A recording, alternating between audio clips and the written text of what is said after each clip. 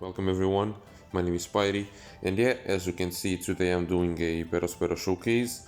I have two teams for the same content, being Arena Caesar, and the first team I'm using Perospero as a sub, and the second team I'm using him as a support.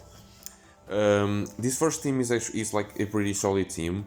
It's probably like the best team I've done for this arena, at least in terms of like overkill damage. I'm pretty sure it's the best one I've had, and that's a lot because of Perospero, because his special actually locks the one of slots that we can get with Yamato for stage 3, so we can lock them for stage 4 and then take them to stage 5 just with his special alone.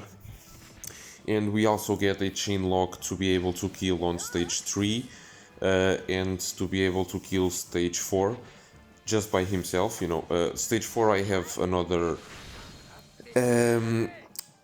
I have an orb boost because I'm bringing Hawkins to get around the attack down, and I also have Reiju and Nami because they both have a similar ability to resist paralysis, so we can just ignore the paralysis on stage 3, and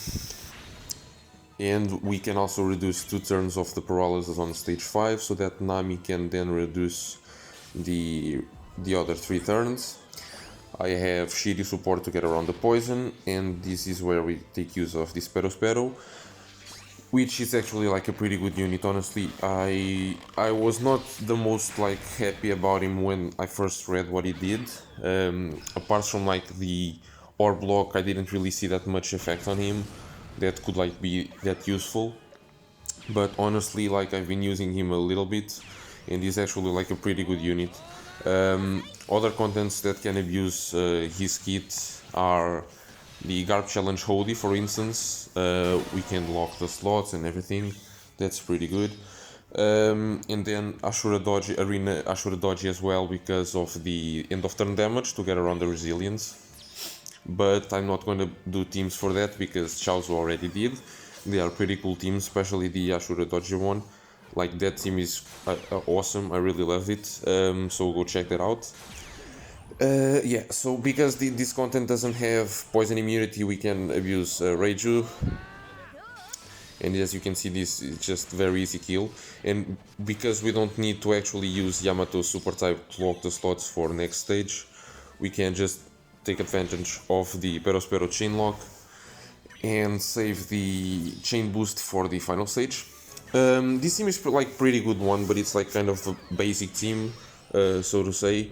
I think that the next one is actually like it's not like a better team, but it's a more fun team than this one. We take advantage actually of a lot of stuff. It's actually more like a various units showcase, because we actually take advantage of Perospero as a support, but we also have the ace support that it will actually be crucial for that. And it's also like kind of a Roger and Whitebeard batch showcase, because we have, as you can see, we have Rayleigh Gaban, Shanks Buggy, and Roger Whitebeard both as a sub and captain. Because we are using Roger's captain ability to resist 1 turn of paralysis, and then Shanks Buggy can resist the other one with Sailor. That way we can ignore the paralysis on stage 3, and we can just kill in 1 turn there. But yeah, in here, like this team it was pretty fun to make, and especially pretty fun to record. I actually really liked it. And yeah, I think this Perospero will see a lot of play actually, especially like as a support. I think you will see more play as a support, because he can now be our dedicated striker or blocker as a support, which honestly for me it's pretty cool for Yamato teams, because that means you can just get like a full board of one slots and just lock them without needing to to have to use the super type, and also means that whilst before you had like Jinbei supports that you could use on 6+ Yamato to lock the slots for free spirit characters if you're building a mono free spirit team with Yamato, and you have Custard to lock the in slots if you're making a mono in team for Yamato. Now what we can do is actually like make a mono striker team that has a lot of colors for Yamato, and the orbs will still be locked, so that's really cool. And yes, you can see now we are using the effect. And yeah, I just wanted to talk also a little bit about the channel going forward, because I've actually didn't have much time to record this on the past few days. Treasure map, like I was on the verge of getting a 9% ranking, because the first 2 days I couldn't play because I was working, so I had to do like a really late push. Also, I'm gonna be a little bit busy, but I have like already 3 hours of tier list footage that I wanted to share, because some people asked me, and they asked to like hear my opinions on some units. So it's more like it's a tier list, but it's not just about the tier list. It's more about like me talking about every legend in the game and every rare recruit in the game, and giving my opinions and breaking them all down. But yeah, in here I didn't know.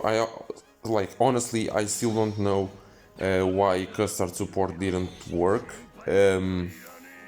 Because I was using Custard support to lock the slots so that we can have one of slots for the next stage as well, and then lock them on the next stage so we can have them on the other stage. But yeah, anyways, it still worked out, so that's no big deal. Roger and Whitebeard also can get around the despair, which is honestly a really good thing about their kit.